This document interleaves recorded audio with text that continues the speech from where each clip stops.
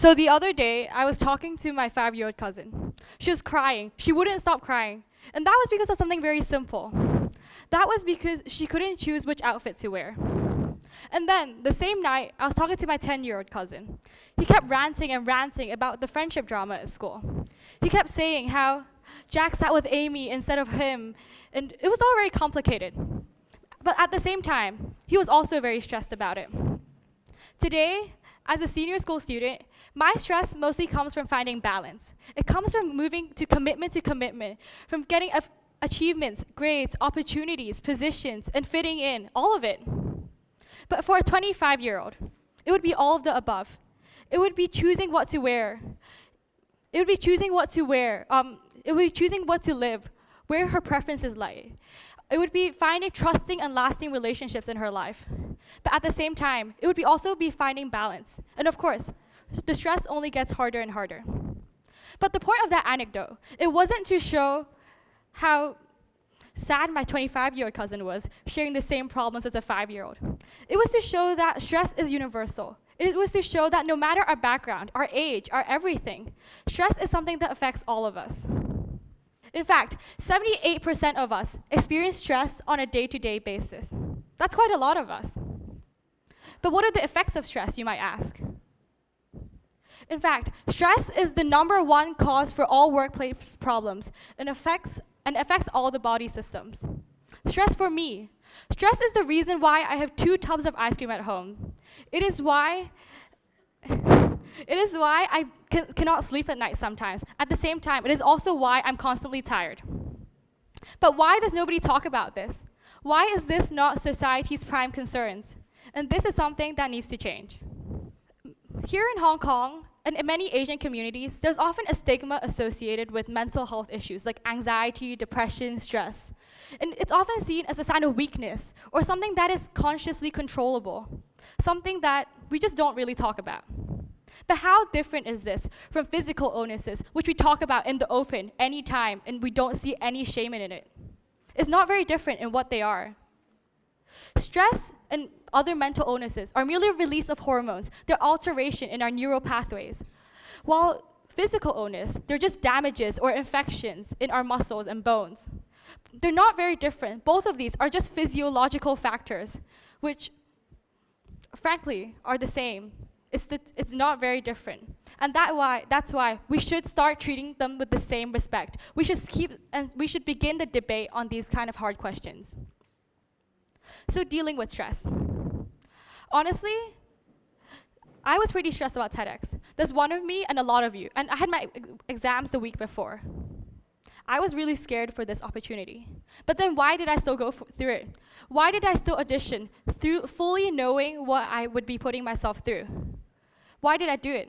It was very simple. Because there was no reason not to. There was no reason not to put myself through this amazing opportunity and share my ideas. And this goes the same for many opportunities in life. This goes the same for everything we care about. Because everything we care about will bring about stress. Because if we don't care about it, we won't be stressed. And that's why, instead of learning how to avoid stress, as many people might tell us, we should learn how to actively deal with it. We should learn how to change our perception on it and minimize it, even when we're in face of it. So a lot of stress stems from self-judgment. A lot of stress, it's from what we think of ourselves. It's how we judge our actions. And this is something we can change. Like for example, like my 5-year-old cousin in the anecdote I started with. When we look back on it, when we look back on simple things like choosing an outfit, we laugh at it. We don't think it matters at all. We go, oh, it's really not a big deal. But when you're in that predicament, when you're in that situation, you think it means the world. You spend hours and hours and hours choosing your clothes only to forget what you wore the next day. And that's because when we're in a predicament, the stakes become maximized. We think irrationally. We think this is way more important than it actually needs to be. So when we're dealing with stress, when we're stressed, we need to take a step back and look at the bigger picture and ask ourselves, how much will this actually impact your life in the future? Another issue of stress mainly comes from the judgment of others. from what others see us, from how we perceive their perception. And this means a lot to us because we live in a society where we all coherent, where we all communicate, and we all interlinked with each other. So before my talk, I did a poll on my Instagram on intimidation, which I thought was the perfect combination because this topic not only combines how others actually perceive us, but to how we perceive the perception of others.